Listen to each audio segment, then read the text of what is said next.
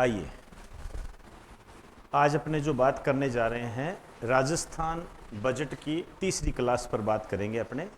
इससे पहले मैंने 15 पॉइंट आपको करवाए थे, जिसमें मैंने आपको बताया था कि राज्य युवा महोत्सव मनाया जाएगा 12 जनवरी को, महत्वपूर्ण लगवा दिया था आपको। खेल नीति 2024 आएगी और एक स्टेट स्किल पॉलिसी के बारे में मैंने आपको बताया था।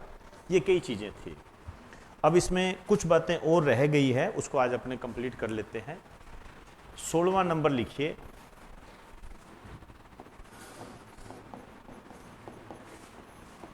Maharana Pratap sports university.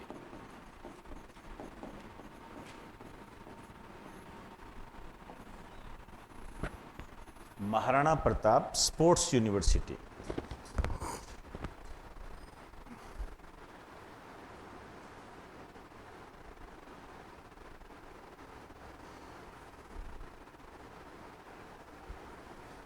Sports university. अब आप देख लीजिए, ये स्थापित की जाएगी। बजट का मतलब क्या होता है? हुई नहीं है, की जाएगी।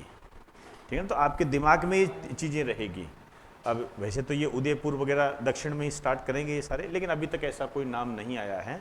बस आपको ये पता होना चाहिए कि इसके अंदर होगा क्या। इसके अंदर क्या है? खेल से संबंधित जो स्पेशलिस्ट होते हैं, ठीक है ना, जैसे आप कह सकते हो कोच, कोच तैयार किए जाएंगे। तो इसमें लिख दीजिए, लिख दीजिए, इसके तहत खेल स्पेशलिस्ट, ब्रैकेट में लिखना कोच, खेल स्पेशलिस्ट कोच तैयार किए जाएंगे।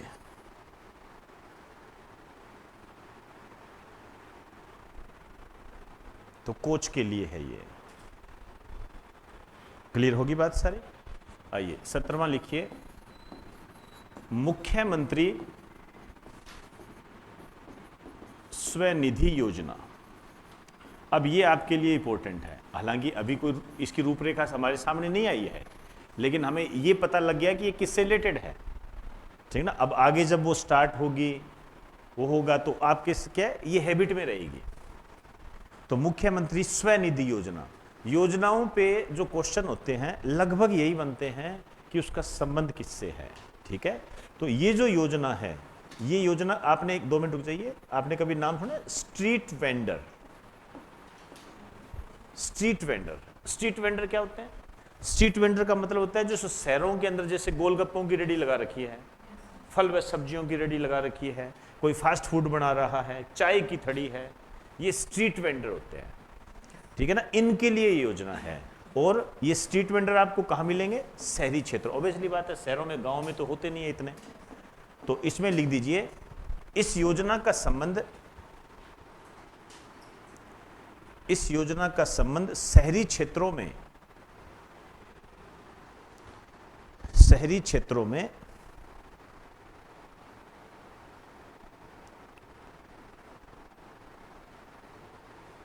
शहरी क्षेत्रों में स्ट्रीट वेंडर के विकास से है।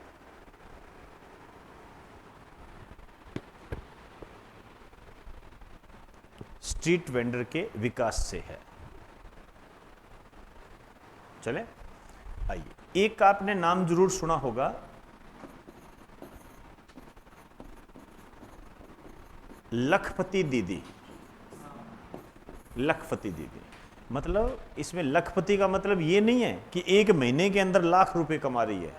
ध्यान रखना, एक साल के अंदर लाख रुपए या इससे ज्यादा रुपए कमा रही है, वो है दीदी है, ये ध्यान रखना। तो इसमें लिख दीजिए, इसके तहत राजस्थान सरकार के द्वारा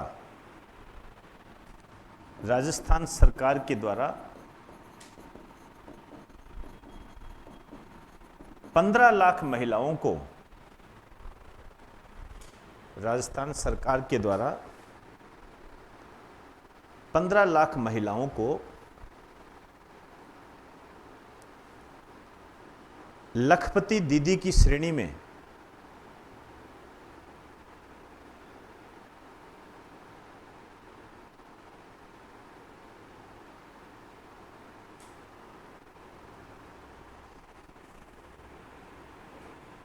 लाया जाएगा।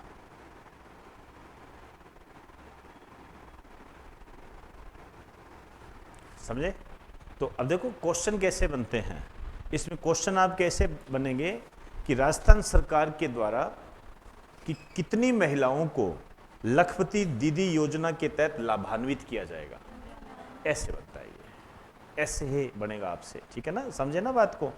आप ना जैसे जो क्वेश्चन पेपर होते हैं इनको पढ़ा करें आप। दिशा नाम से एक बुक आती है, उसके अंदर आपको सब मिलेगा। ठीक है, और जो नए पेपर होते हैं राजस्थान के कोई भी हुए उसको देखा करो। ठीक है ना, मिलान किया करो क्वेश्चन आ कैसे रहे हैं। तो इसमें एक आप ऐसे लिख दीजिए, ऐसे लिखो, लखपति दीदी योजना के तहत, लखपति दीदी योजना के तहत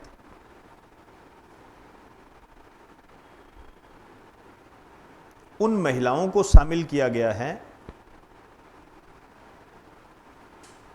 उन महिलाओं को शामिल किया गया है जिनकी वार्षिक आय कम है, जिनकी वार्षिक आय कम है। इनकी वार्षिक आय को बढ़ाने के लिए, इनकी वार्षिक आय को बढ़ाने के लिए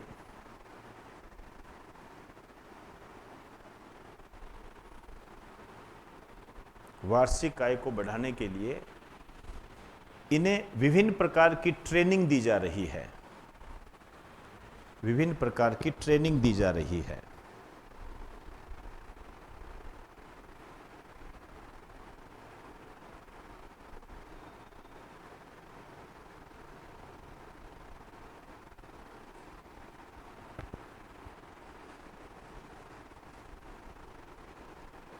चले, आइए अब जो लाइन लिखाने जा रहा हूं बहुत महत्वपूर्ण है। देखिए, कोई भी व्यक्ति क्या होता है, जैसे जैसे राजस्थान में एक्सीडेंट हो गया, ठीक है ना, एक्सीडेंट हो गया तो जनरली आज के ज़माने में क्या करते हैं, वीडियो बनाते हैं उसका, यही करते हैं सारा। और कोई उसको हॉस्पिटल पहुंचाने के लिए जिम्मेदार नहीं होता, मतलब तैयार भी नहीं होता है। उसका एक कारण ये होता है कि यार मेरे को फंसा लेंगे, ये कहाँ मिला था, तूने क्या देखा, कौन था, नंबर याद है क्या, कल यार यहाँ आना, कल और बताना, कल साहब आएंगे उनके सामने बताना। तो वो क्या करता, अब काम धंधे वाला आदमी होता है, वो तंग हो जाता है, वो कहता है मैं पहुंचाता ही नहीं इसको। अब उसको जब पहुंचाते नहीं है तो उसकी मृत्यु हो जाती है। तो सड़क दुर्घटना में जो व्यक्ति घायल है उसको यदि आप हॉस्पिटल पहुंचाते हो तो सरकार इसके लिए पहले अशोक गहलोत सरकार के द्वारा 5,000 रुपए दिए जाते थे। अब इस राशि को बढ़ाकर 10,000 कर दिए गए हैं। मेरी नज़र में बहुत अच्छा क्वेश्चन है ये। उसको अब 10,000 देंगे। जैसे मान लीजिए कोई दुर्घटना में घायल हो गया और उसको आपने हॉस्पिटल पहुंचा दिया तो आपको 10,000 रुपए मिलेंगे। अब ऐसे मत कर देना कि पहले दुर्घटना कर दी फिर पहुंचा दिया। तो इसमें एक लाइन लिख दीजिए, सड़क दुर्घटना में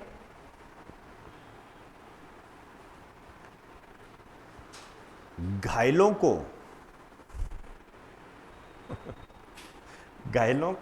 समय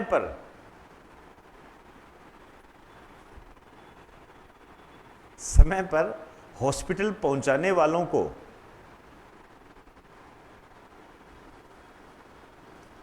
समय पर हॉस्पिटल पहुंचाने वालों को सम्मान राशि के रूप में 10,000 रुपए दिए जाएंगे।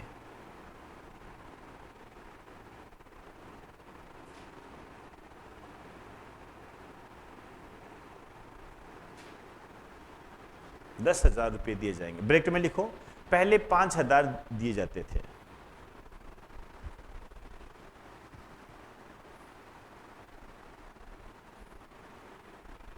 पहले 5,000 दिए जाते थे। आइए नेक्स्ट लिखिए, 20वां लिखिए,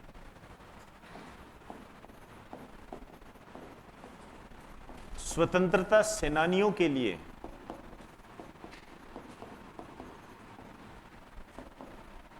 सम्मान राशि, जिन्होंने आजादी की लड़ाई में योगदान दिया था उनको भी सम्मान राशि दी जाती है। ठीक है, और कितनी दी जाती, मतलब जो आजादी की लड़ाई में लड़े हैं। अब आप सोचिए कितने बचे होंगे, इसमें तो कितना ही बढ़ा दो, सरकार को कोई नुकसान है नहीं। 60,000 रुपये पर मंथ मिलते हैं। ये स्वतंत्रता सेनानी है, आजादी की लड़ाई में जो लड़े थे, वो किसान आंदोलन में गए थे वो नहीं, ध्यान रखना।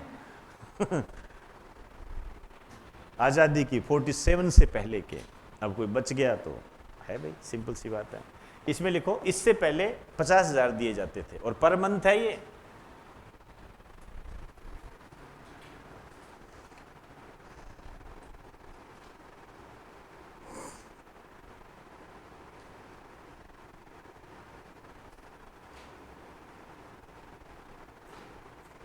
आइए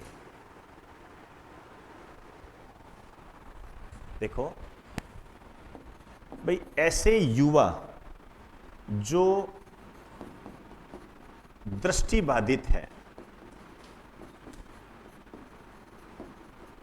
मतलब ब्लाइंड,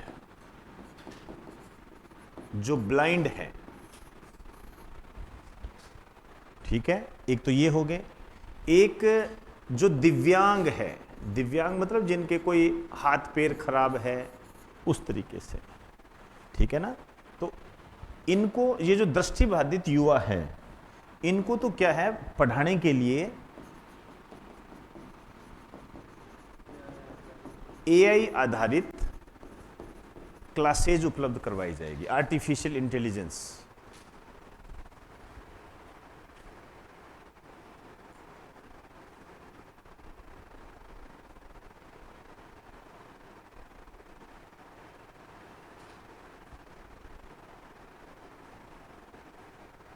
अब जो युवा दिव्यांग है, इनको क्या है, वो एक स्कूटी आती है ना 3 टायर वाली, वो इसमें लिख दीजिए 2000 दिव्यांगों को स्कूटी मिलेगी।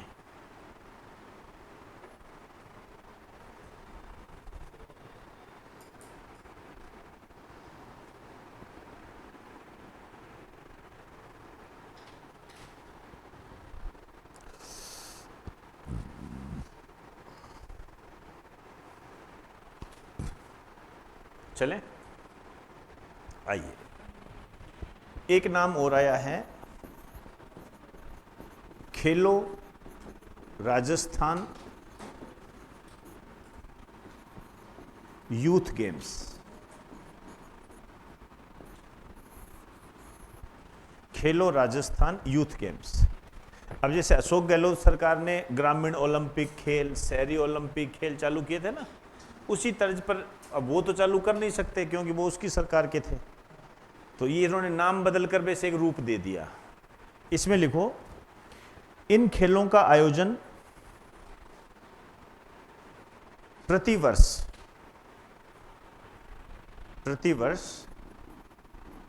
ब्लॉक, जिला व राज्य स्तर पर होगा। ब्लॉक, जिला व राज्य स्तर पर होगा।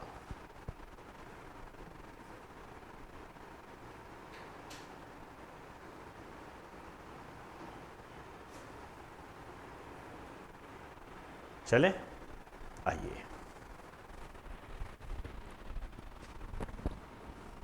23वां लिखिए,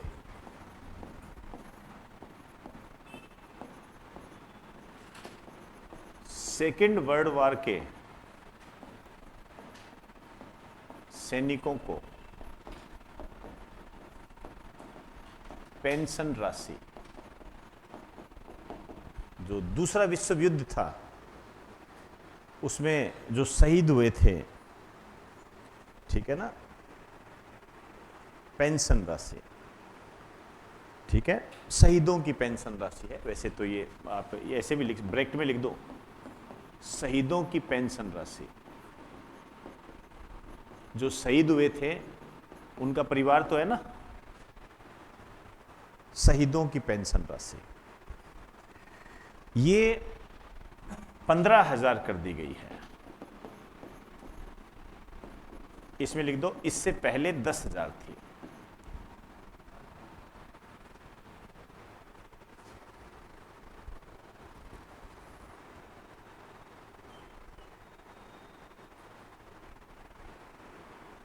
चले 10,000 थी। अब आप देखिए, खुद ही सोच लीजिए, जो सेकेंड वर्ल्ड वार है ये 1939 से 1945 के बीच में हुआ था। अब जो शहीद हुए थे उनको पेंशन दी जा रही है, तो ऑब्वियसली बात है जो शहीद हुआ उसकी पत्नी को दी जा रही होगी। आप सोचिए कितने एक बच्चे होंगे, 45 की बात कर रहे हैं, ठीक है ना, वो है, और उसमें 15,000 रुपये कर दी गई है। सेकेंड वर्ल्ड वार कौन सा? ये सेकेंड वर्ल्ड वार है। ये 1939 से 90, सेकेंड वर्ल्ड वार तो ब्रिटेन और रूस के बीच में, ब्रिटेन और जर्मनी के बीच में हुआ था। और स्वतंत्रता सेनानी कौन है? जो भारत की आजादी के लिए लड़े थे। दोनों बातों में फर्क है, एक नहीं है, ठीक है ना। एक तो भारत की आजादी के लिए, जैसे भगत सिंह। अब भगत सिंह का सेकेंड वर्ल्ड वार से क्या लेना देना, ऐसे, ठीक। चलिए जी, नई लाइन से लिखिए, नई खनिज नीति 2024 लाई जाएगी। नई खनिज नीति 2024 लाई जाएगी, ये प्रस्तावित है।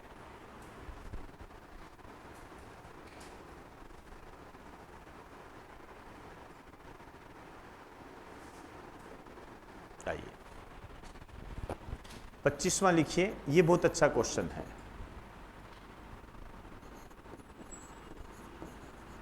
ई व्हीकल प्रमोशन फंड, एक फंड बनाया है, ई व्हीकल प्रमोशन फंड। ये जो फंड बनाया है ये 200 करोड़ का है, 200 करोड़ का।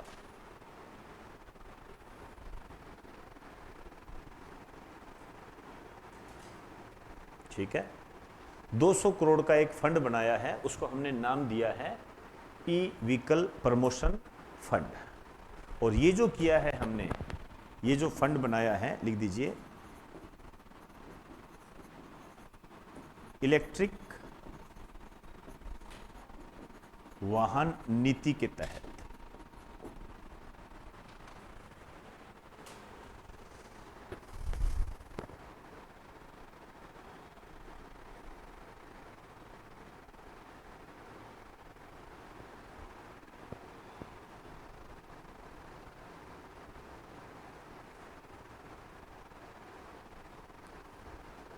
चले, नाम इसका क्या उद्देश्य होगा?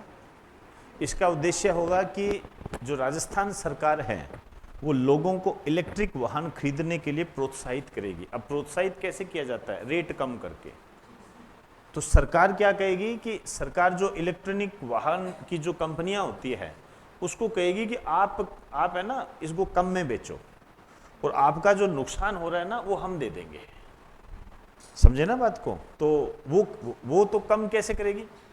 सिंपल सी बात है, उसकी तो जितनी लागत है उतनी। अब जैसे गैस सिलेंडर है, गैस सिलेंडर आपको कम में मिल जाता है सब्सिडी के तहत, वैसे गैस सिलेंडर जो आपको मिलता है उतने का थोड़ी है, वो तो 1100-1200 रुपए का, उससे ज्यादा का है। आपको तो सब्सिडी के तहत सस्ता मिलता है। वो जो पैसा भुगता कौन है? सरकार भुगती है। वैसे ये सरकार भुगतेगी। तो इसमें लिख दीजिए इसके तहत इलेक्ट्रिक वाहनों की खरीद को प्रोत्साहित किया जाएगा। इलेक्ट्रिक वाहनों की खरीद को प्रोत्साहित किया जाएगा।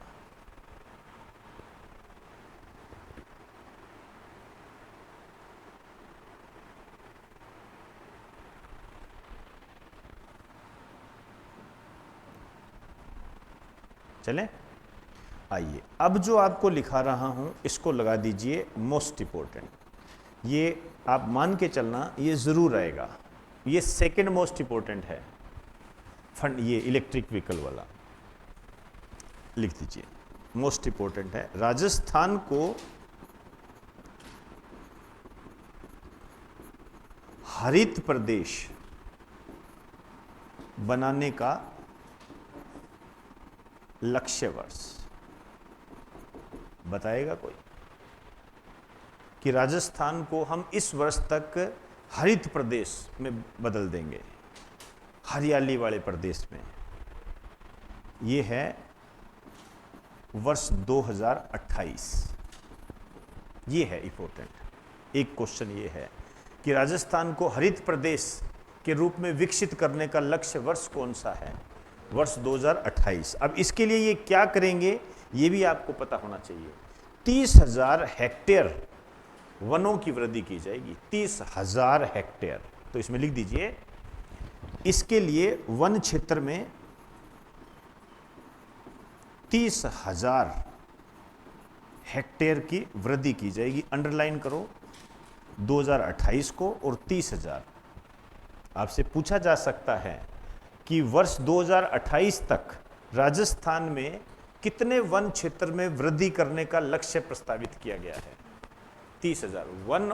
देखो, जहां मैं आपको 2 शब्द दे रहा हूं, 3 दे रहा हूं, उस 3 पर आप चाहे इंडिया लेवल का हो चाहे इंटरनेशनल लेवल का हो, इंटरनेशनल लेवल को आप फिर भी थोड़ा सा साइड में कर सकते हो, इंडिया लेवल का हो चाहे राजस्थान का लेवल का हो, 3 क्षेत्रों के बारे में यदि कोई बात आ जाए, ठीक है, जैसे एक तो आईटी के बारे में, इस आईटी के अंदर आपका एआई, कंप्यूटर, सुपर कंप्यूटर सब आ गए, इसके अंदर रोबोट आ गया, सब आ गया, जीपीटी, चैट जीपीटी सब है इसके अंदर। इस संबंध में कोई न्यूज आ जाए आपके लिए इंपॉर्टेंट है। एक महिला के संबंध में कोई न्यूज आ जाए, जैसे लखपति दीदी अभी मैंने आपको बताया, ठीक है ना, महिला वुमेन एम्पावरमेंट की कहीं भी बात आ जाए, चाहे नारी शक्ति वंदन अधिनियम हो या महिलाओं के लिए कोई योजना निकाली हो, वो इंपॉर्टेंट होती है। और तीसरा जो है, एक इन्वायरमेंट के बारे में कोई बात आ जाए, इसके अंदर आपका पोल्यूशन हो गया, ग्रीन हाउस प्रभाव हो गया, ये सब इसके अंदर जुड़, ये हमेशा हॉट टॉपिक होते हैं। इनके बारे में कोई भी आपके सामने फैक्ट आ जाए, आप आंख मीच करके इसको लिख देना, वो इंपॉर्टेंट ही होगा। आप कोई भी पेपर उठा के देखना, इन तीनों क्षेत्रों में से आपको कोई ना कोई क्वेश्चन जरूर मिलेगा। तो आपके सामने ये चीजें, तो करंट को छांटने का तरीका होता है ये, ठीक है ना। हम इंपॉर्टेंट किस लिए बताते हैं? तो 30,000 हेक्टेयर की वृद्धि की जाएगी और 2028 क्या रखा है इसका हमने? लक्ष्य वर्ष रखा है। चलिए जी, अब इस संबंध में यदि आप देखो तो 2 योजनाएं हैं, वो मैंने आपको करवाई हुई है, मैं चाहूंगा कि आप उसको यहां लिख दो, ठीक है ना। मैं चाहूंगा, एक तो देखिए पीएम सूर्योदय योजना, मैं यहां इसको लिखा के, मैं अब टोटली टाइम वेस्ट नहीं करना चाहता क्योंकि मैंने 2-3 बार करवा दिया है। ये पीएम सूर्योदय योजना और पीएम सूर्य घर योजना, ये 2 योजनाएं आपको अच्छे तरीके से करवाई हुई है मैंने। ये आपके, चाहे आप यहां नाम लिख लो, ठीक है ना, नाम भी लिखो तो आपके दिमाग में हमेशा चलना चाहिए। ये क्वेश्चन बीएड 2024 में आ गया, पीएम सूर्य घर योजना आ चुका है, स्टार्टिंग हो चुकी है इसकी। ये आपके लिए महत्वपूर्ण रहेगा, ध्यान रखना।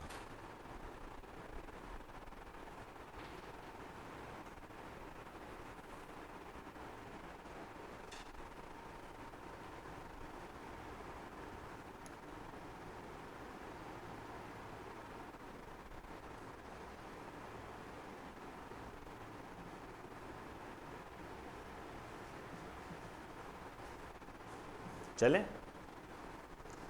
आइए, अब आइए, एक योजना है डॉक्टर श्यामा प्रसाद मुखर्जी जिला उत्थान योजना। नंबर कौन सा है? 27वां।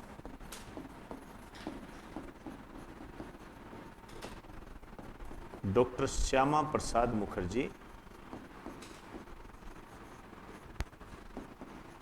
जिला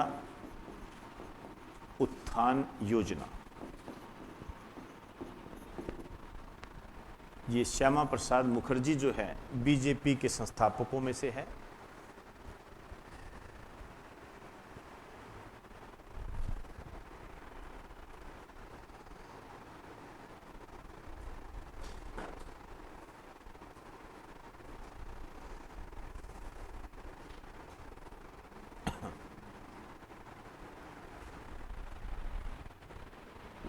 आइए अब इसमें देखो, वैसे तो नाम से ही पता लग रहा है, लिखना चाहो तो लिख दीजिए, राजस्थान के प्रत्येक जिले की समस्याओं का निवारण किया जाएगा।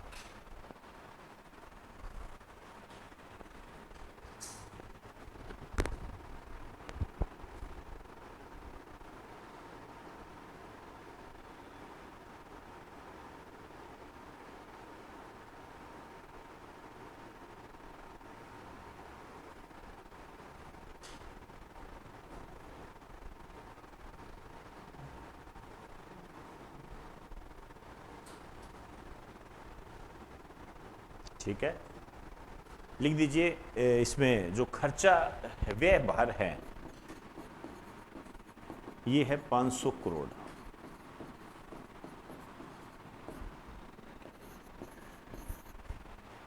28वां लिखिए, राजस्थान रीजनल एंड अर्बन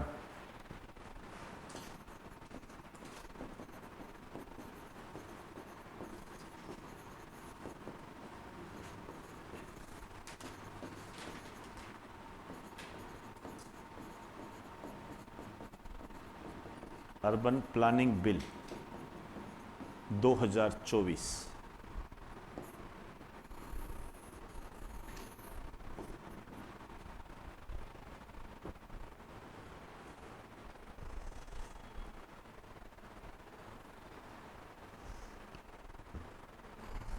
देखो, रीजनल मतलब क्षेत्र, अर्बन मतलब शहरी।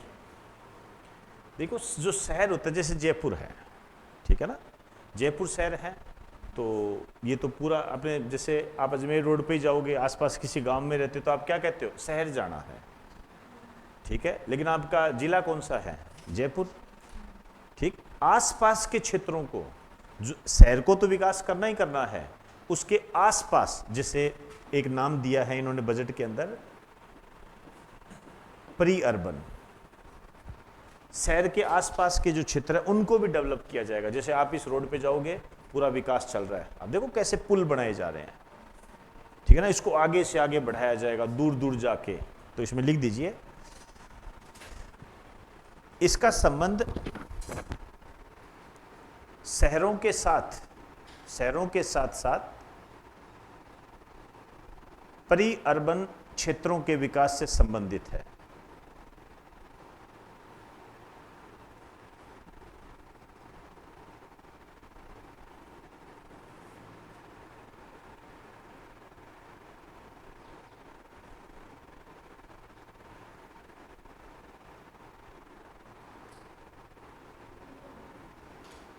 परी अर्बन क्षेत्रों के विकास से है।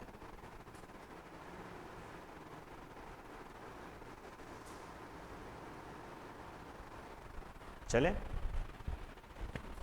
नेक्स्ट लिखिए, राजस्थान के आर्थिक विकास के लिए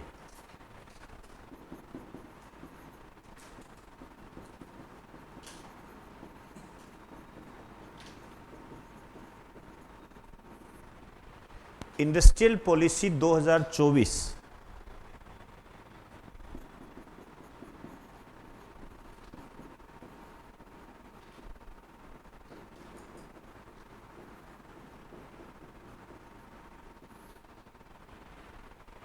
इंडस्ट्रियल पॉलिसी 2024 और एक्सपोर्ट प्रमोशन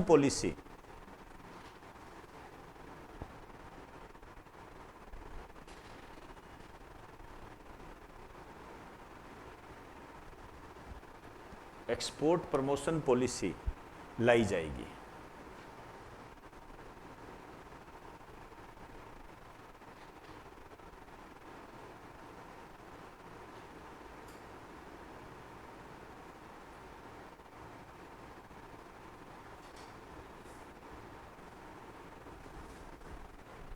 चले, नाम समझ गए। इंडस्ट्रियल पॉलिसी, उद्योगों के विकास के लिए।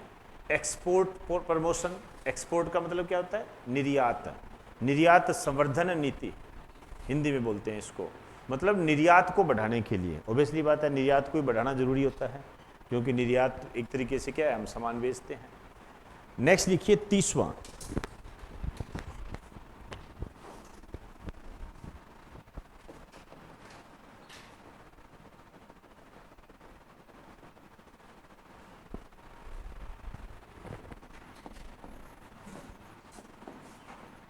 ब्रज क्षेत्रीय विकास योजना।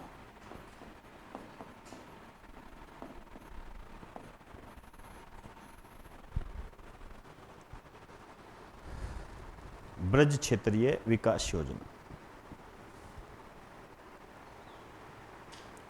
आइए, अब मुझे नहीं लगता कि आप ये नहीं जानते होंगे कि ब्रज क्षेत्र क्या होता है। राजस्थान का पूर्वी क्षेत्र, राजस्थान के पूर्वी क्षेत्र के विकास के लिए है ये। तो इसमें एक लाइन लिख दीजिए, इसका संबंध, या ऐसे लिखो, इसके तहत राजस्थान के पूर्वी क्षेत्र का विकास किया जाएगा। राजस्थान के पूर्वी क्षेत्र का विकास किया जाएगा।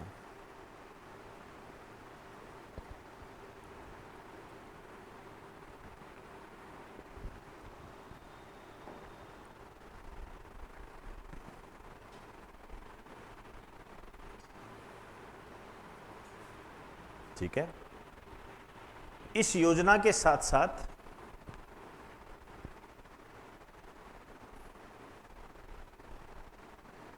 इस योजना के साथ साथ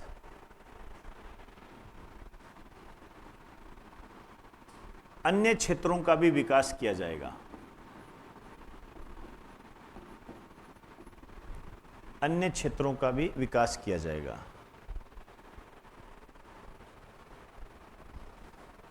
ठीक है, जैसे डांग क्षेत्र, डांग क्षेत्र समझ गए, ये भी पूर्वी क्षेत्र से संबंधित है थोड़ा। मगरा, मगरा समझते हो, ये कौन सा एरिया है बताइए? मगरा क्षेत्र, धौलपुर, मगरा, ये इसी के आसपास का क्षेत्र है। मगरा, धौलपुर, करौली है ये क्षेत्र, जानते हो?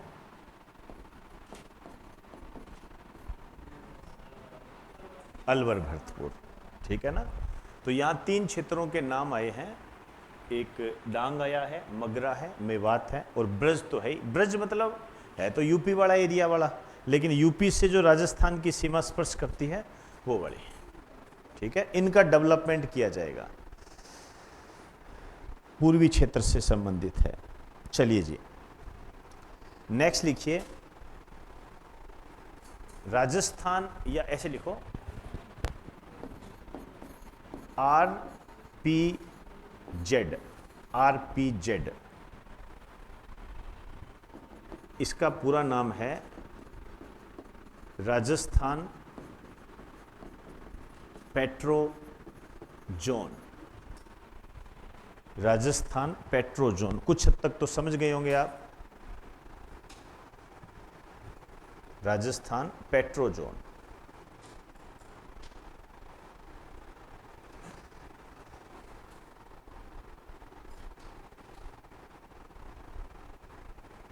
आइए, आप जानते हो कि हमारी रिफाइनरी कहाँ है?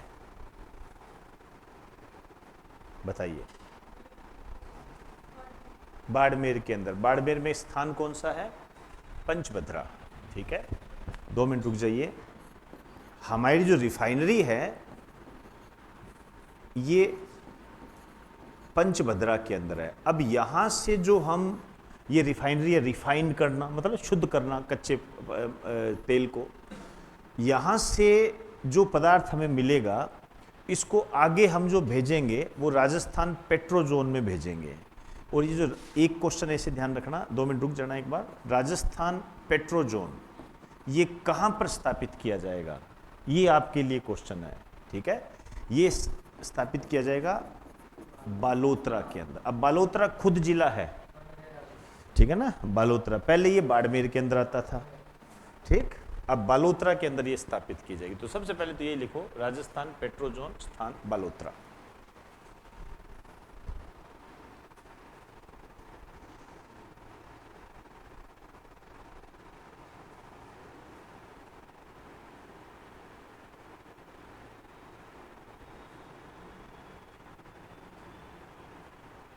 ठीक है, आइए चलिए। अब मुझे एक बात बताइए, अभी जैसे आपने नाम लिया रिफाइनरी पंचभद्रा, ठीक है, अच्छा ये पंचभद्रा कहाँ है आप बताओ? हैं? बालोतरा के अंदर है। आप बताइए जी, पंचभद्रा कहाँ है? बाड़मेर के अंदर। आप बताइए। बाड़मेर में। ध्यान रखना जी, ये जो पंचभद्रा है ये वर्तमान में बालोतरा के अंदर है। पहले था बाड़मेर के अंदर, अब वर्तमान में ये बाड़मेर में है। अब जैसे मैं आपसे कह दूं पंचभद्रा झील कहाँ है? बालोतरा के अंदर है, ठीक है ना। अब यहां से जो रिफाइनरी है उससे जो प्रोडक्ट मिलेगा, जो मटेरियल होगा, वो इसमें यहां लगाया जाएगा। लिख दीजिए, एक लाइन लिख दीजिए, पंचभद्रा रिफाइनरी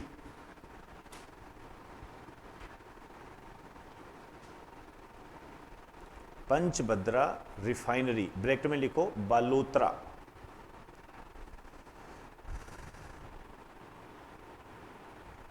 बालोतरा से निकलने वाले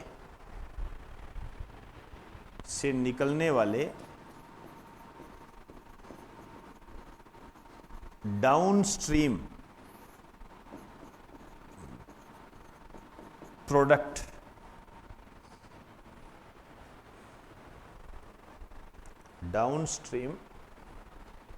प्रोडक्ट आधारित उद्योगों के लिए, डाउनस्ट्रीम प्रोडक्ट आधारित उद्योगों के लिए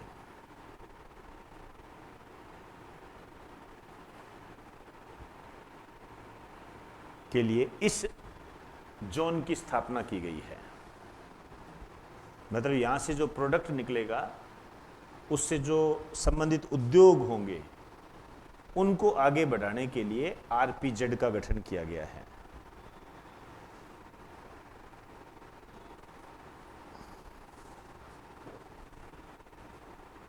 चलिए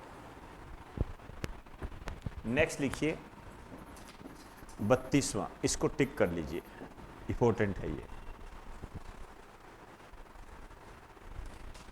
लिखिए Amrit global technology and application centre. Amrit global technology and application centre. सबसे पहली बात तो यही इंपॉर्टेंट है, इसके अंदर क्या है वो तो बाद की बात है, ठीक। ये कि कहां पर स्थापित होगा, ये जयपुर के अंदर होगा।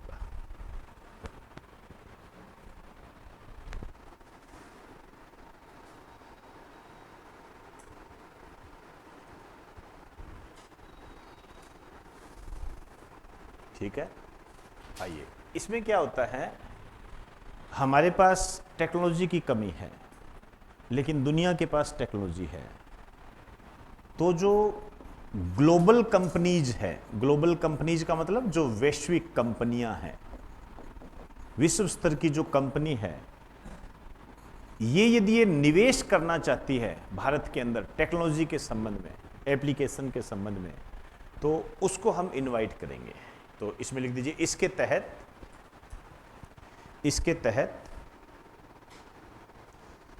ग्लोबल कंपनीज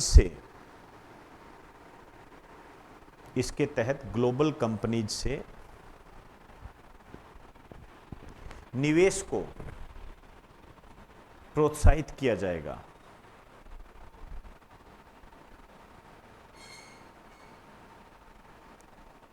ग्लोबल कंपनीज से निवेश को प्रोत्साहित किया जाएगा। और इसके साथ साथ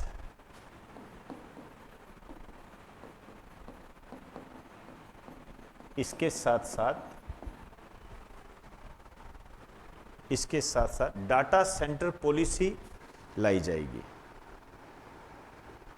डाटा सेंटर पॉलिसी लाई जाएगी।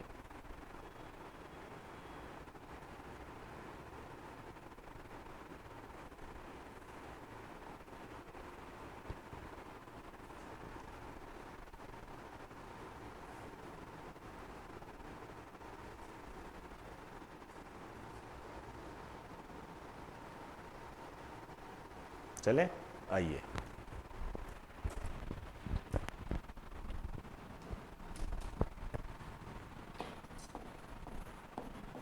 खादी व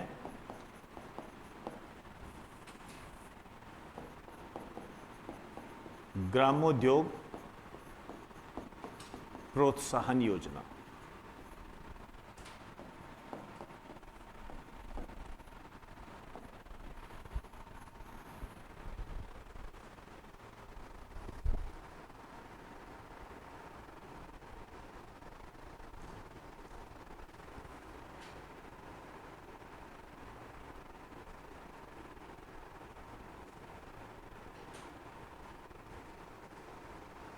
चलिए इसमें लिखो, इस योजना के तहत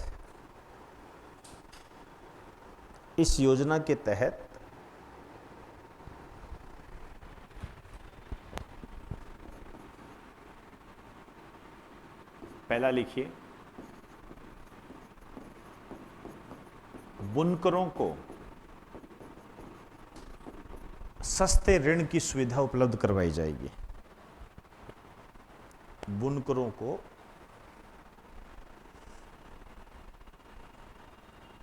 सस्ते ऋण की सुविधा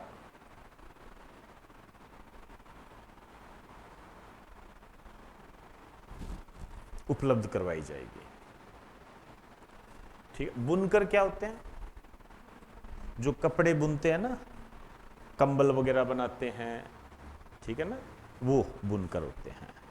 उनको क्या है, अपने काम को आगे बढ़ाने के लिए उनको लोन दिया जाएगा। ठीक है। लेकिन इसमें चैलेंजेस बहुत है। चैलेंजेस ये है कि अब आप सोचिए कि जो गांवों में जो कंबल बनाते थे लोग, उसको कितने के लोग खरीदते हैं। समस्या सबसे बड़ी ये है। बनाने को तो चाहे वो बिना लोन के ही बना देंगे, लेकिन वो मार्केटिंग की प्रॉब्लम आती है कि भाई इसको खरीदेगा कौन, और फिर नहीं खरीदे तो फिर बनाने का औचित्य ही नहीं है, क्योंकि आजकल मशीनों से बनने लग गए, मशीनों से बनने लग गए तो लोग क्या है, खरीदते ही नहीं है।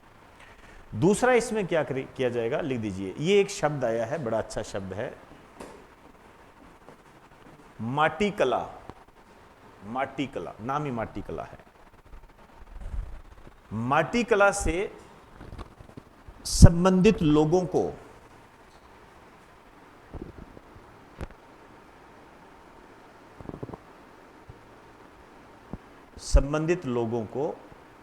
प्रोत्साहित किया जाएगा।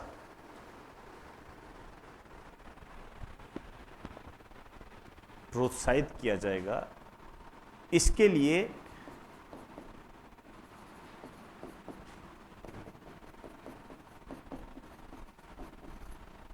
लिए माटी कला सेंटर ऑफ एक्सीलेंस, माटी कला सेंटर ऑफ एक्सीलेंस स्थापित किया जाएगा।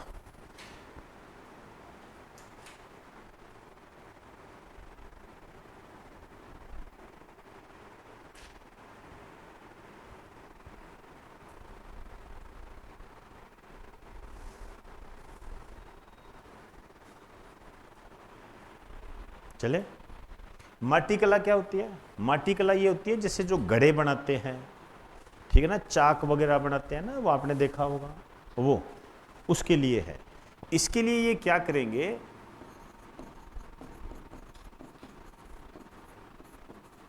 इलेक्ट्रिक चाक की सुविधा, मतलब पहले तो इसको हाथों से घुमाया जाता था, अब वो बिजली से चलेगा, ये उपलब्ध करवाए जाएंगे। और मिट्टी गूंथने वाली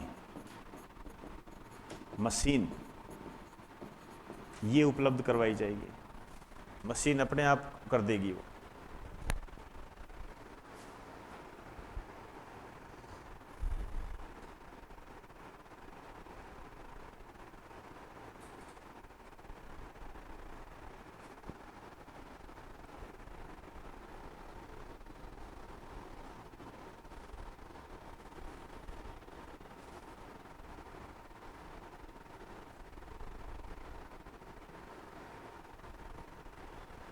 आइए नेक्स्ट लिखिए, नए इको टूरिज्म साइट्स, मतलब पर्यटन को बढ़ावा देने के लिए कुछ ऐसे क्षेत्र है जिनको डेवलप किया जाएगा। नाम से ही पता लगा, इको टूरिज्म, ठीक है। इसमें क्या क्या आएगा, इनको डेवलप किया जाएगा। जैसे सांबर झील, एक स्थान है खिंचन, ये फलोदी में पड़ता है, फलोदी में पड़ता है ये खिंचन, कुरंजा पक्षी से संबंधित स्थान है ये खिंचन। शेरगढ़ अभ्यारण्य, याद कीजिए ये सब चीजें कराई हुई है आपको। खिंचन भी नाम बताया हुआ है जो बच्चे ज्योग्राफी कर चुके हैं। शेरगढ़ अभ्यारण्य है। मनसा माता, मनसा माता का मंदिर है ना, मनसा माता। बस्सी अभ्यारण्य, तो इस बजट के अंदर इन 5 क्षेत्रों को इको टूरिज्म साइट्स के रूप में डेवलप किया जाएगा। आपसे पूछा जा सकता है कि आम बजट 2024-25 के अनुसार राजस्थान के कितने क्षेत्रों को इको टूरिज्म साइट्स के रूप में विकसित किया जाएगा, या राजस्थान का वे कौन कौन से क्षेत्र हैं जिनको इको टूरिज्म साइट्स में शामिल किया गया है, ठीक है, या ऐसा कौन सा क्षेत्र है जिसे इको टूरिज्म साइट में शामिल नहीं किया गया है, ठीक है ना। ये ऐसे बनता है। जैसे अभी मैं एक आरएस मेंस का क्वेश्चन बताऊं, उसके अंदर क्वेश्चन कैसे आया, ध्यान से सुनना, तब आपको इस पे भरोसा होगा, और हो ना हो करना ही पड़ेगा, सिंपल सी बात है। ये तो मैं ऐसे बोल देता हूं ताकि आप थोड़ा सा रहम हो जाए। राजस्थान जो ये आपका मेंस का एग्जाम हुआ आरएस का, उसमें क्या क्वेश्चन आया, अंतरिम बजट 2024-25 के अनुसार प्रधानमंत्री गति योजना के तहत 3 नए कॉरिडोर स्थापित किए जाएंगे। 3 नए रेलवे कॉरिडोर, 3 नए रेलवे कॉरिडोर स्थापित किए जाएंगे। इन तीनों के नाम लिखिए, समझे बात को। 3 नए रेलवे कॉरिडोर स्थापित किए जाएंगे, इन तीनों के नाम लिखिए। ये आया। अब इस क्वेश्चन को इससे जोड़िए,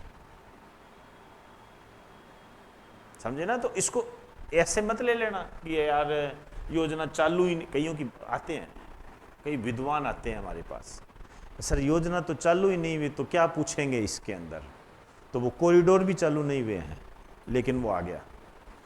तो इस भावना के साथ मत रहना। हाँ, ये एक अलग बात है कि जब ये क्वेश्चन आएंगे तो हो सकता है इनका बढ़ा हुआ रूप हमारे सामने नए रूप में आ जाएगा, वो एक अलग बात होती है, वो एक अलग बात होती है, लेकिन इनका आपने ध्यान में रखना है, ठीक है ना। जैसे माटी कला सेंटर ऑफ एक्सीलेंस, ये स्थापित किए जाएंगे, ठीक है। अभी अपनों ने पीछे हमने ये देखिए ये बातें की, आपसे नहीं पूछा जा सकता Amrit global technology and application centre कहाँ स्थापित किया जाएगा, आप खुद देखिए, जयपुर दे देगा, जोधपुर दे देगा, भरतपुर दे देगा, ठीक है ना। आप सोचो कि भजन लाल जी शर्मा भरतपुर के हैं तो ऑब्वियसली बात है भरतपुर में जाएगा ये मामला, ऐसे नहीं होगा, ठीक है ना। आरपीजेड कहाँ स्थापित किया जाएगा, क्या आपको नहीं लगता। ये चलो ब्रज का तो मैं फिर भी मान लूं कि चलो ब्रज के नाम से तो आप पता लगा ही लोगे कि ये सर वो वैसे ही पूर्वी क्षेत्र से संबंधित है, लेकिन आ जाइए नेक्स्ट लिखिए इसके अंदर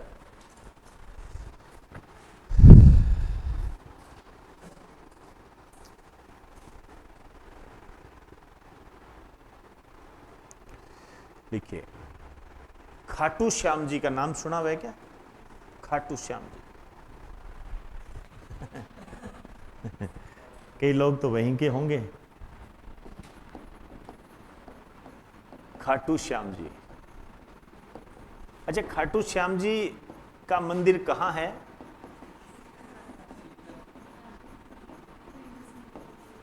रिंगस के अंदर है। और रिंगस कहाँ है? सीकर में है। ठीक है ना, ये है। अब ये क्या कर रहे हैं, अब देखो कैसे दोनों में मतलब एक सिमिलरिटी देखने को मिलती है। जैसे राम मंदिर की तर्ज पर इसको डेवलप किया जाएगा। ठीक है, अब आप इसको ऐसे मत समझना कि ज्यादा कर, इससे क्या है, आप जानते हो यहाँ बहुत सारे लोग जाते हैं, कभी देखा होगा आपने जाते वक्त, कभी मेला लगता है तब देखना, आप आसपास देखना, आप सोचिए कितने लोगों को रोजगार मिल रहा होगा। और फिर आप खाटू श्याम जी जाते हो, वहां देखना छोटी छोटी दुकानें बनी हुई हैं, कितने लोगों को रोजगार मिलता होगा। इसका उद्देश्य ये होता है। राम मंदिर जो बना, ठीक है, इसका पॉलिटिकल इस्तेमाल कर लेते हैं, अब मूर्ख करे क्या, यही करेंगे और क्या करेंगे। लेकिन वास्तव में राम मंदिर का जो सही इस्तेमाल है, वो हमारी आस्था तो है ही, लेकिन सबसे ज्यादा महत्वपूर्ण जो रोल है इसका, वो है टूरिज्म। सबसे महत्वपूर्ण इसका टूरिज्म, ये इसका सबसे मजबूत पक्ष होता है। इसी तरीके से, ठीक है, हमारी आस्था जुड़ी हुई है, ये एक अलग पोर्शन है। आस्था हमारा पर्सनल है, वो हमारा पर्सनल होता है, ठीक है ना, वो यूनिवर्सल नहीं होता है। ठीक है ना, कहते हैं ना मेरी आस्था के साथ खिलवाड़ मत करो, वो हमारा पर्सनल होता है। लेकिन उस आस्था के साथ हमारा आर्थिक विकास जुड़ा होता है, इस कारण से इनका डेवलप किया जाता है। लिख दीजिए,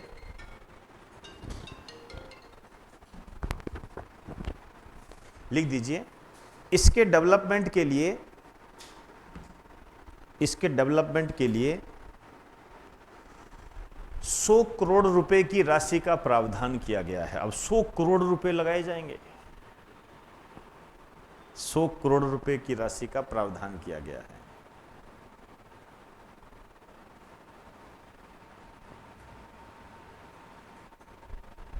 ठीक है, अब देखो बेटा, ध्यान रखना इन चीजों का। सरकार कभी मंदिर नहीं बना सकती है, ठीक है ना। मैं यहां ये नहीं लिखा रहा आपको कि खाटू श्याम जी का मंदिर बनाएगी, ऐसे नहीं कर सकती, ऐसे कतई नहीं कर सकती। भारत एक धर्मनिरपेक्ष राज्य है, इसमें सब धर्मों के लोग रहते हैं, तो पर्टिकुलरली किसी धर्म के लिए बजट पेश नहीं किया जा सकता। हाँ, हम इसको किस रूप में देख रहे हैं? टूरिज्म के रूप में। हमने इसको देखा तो हमें पता लगा कि यहाँ लोग बहुत आते हैं, श्रद्धालु बहुत आते हैं, तो क्यों ना इसका इस्तेमाल इकोनॉमिक डेवलपमेंट में किया जाए। ठीक है ना, बसें स्टार्ट कर दो तो लोग बस में जाने लग जाएंगे, सरकार को रिवेन्यू प्राप्त होगा। ठीक है, वहां दुकानें बना दो, जमीनों के रेट बढ़ जाएंगे वहां पर, ठीक है, तो सरकार को रिवेन्यू प्राप्त होगा। तो सरकार इसका इस रूप में इस्तेमाल करे तो एक अच्छा कदम होता है। ठीक, चलिए जी, इसके आगे की बात कल करेंगे।